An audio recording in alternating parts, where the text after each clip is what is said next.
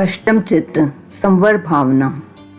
संवर भावना उपर्युक्त आश्रव द्वार और पाप प्रणाल को सर्वथा रोकना, यानी आते हुए कर्म समूह को रोकना, यह संवर भाव है। पुंडरिक। दृष्टांत। पहला, पुंडरिक का अनुसंबंध। पुंडरिक के मुखपटी इत्यादि उपकरणों को ग्रहण करके पुंडरिक ने निश्चय किया कि मुझे पहले महर्षि गुरु के पास जाना चाहिए और उसके बाद ही अन्न जल ग्रहण करना चाहिए। नंगे पैरों से चलने के कारण पैरों में कंकर एवं कांटे चुभने से लहू की धाराएं बह निकली, तो भी वह उत्तम ध्यान में समता भाव से रहा। इस कारण यह महानुभाव पुंडरिक मृत्यु पाकर समर्थ सर्वार्थ सिद्ध विमान में 33 सागरोपम की उत्कृष्ट आयु सहित देव हुआ। आश्रव से पुंडरीक की कैसी दुख दशा और संवर से पुंडरीक की कैसी सुख दशा। वज्र स्वामी। दृष्टांत दूसरा। श्री वज्र स्वामी कंचन कामिनी के द्रव्य भाव से सर्वथा परित्यागी थे। एक श्रीमंत की रुक्मिणी नाम की मनोहारिणी पुत्री वज्रस्वामी के उत्तम उपदेश को सुनकर उन पर मोहित हो गई। घर आकर उसने माता पिता से कहा, यदि मैं इस देह से पति करूं तो मात्र वज्रस्वामी को ही करूं।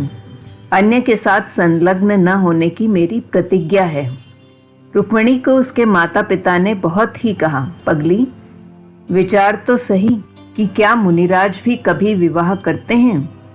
उन्होंने तो आश्रव द्वार की सत्य प्रतिज्ञा ग्रहण की है, तो भी रुक्मिणी ने कहना नहीं माना।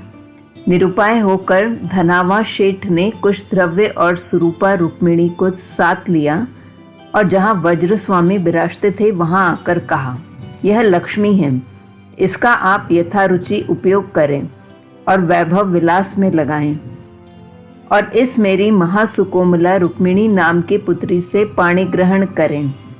यो कहकर वह अपने घर चला आया। यौवन सागर में तैरती हुई रूप राशि रुक्मिणी ने वज्रस्वामी को अनेक प्रकार से भोग संबंधी उपदेश दिया। भोग के सुखों का अनेक प्रकार से वर्णन किया। मनमोहक हाव भाव तथा अनेक प्रकार के अन्य चलित करने के उपाय किए, परंतु वे सर्वथा वृथा गए। महासुंदरी रुक्मिणी अपने मोह कटाक्ष में निष्फल हुई। उग्र चरित्र विजयमान वज्रस्वामी मेरू की भांति अचल और अडोल रहे। रुक्मिणी के मन, वचन और तन के सभी उपदेशों तथा हाव भावों से वे लेश मात्र न पिघले। ऐसी महाविशाल दृढ़ता से रुक्मिणी ने बोध प्राप्त करके निश्चय किया कि ये समर्थ जितेंद्रिय महात्मा कभी चलित होने वाले नहीं हैं।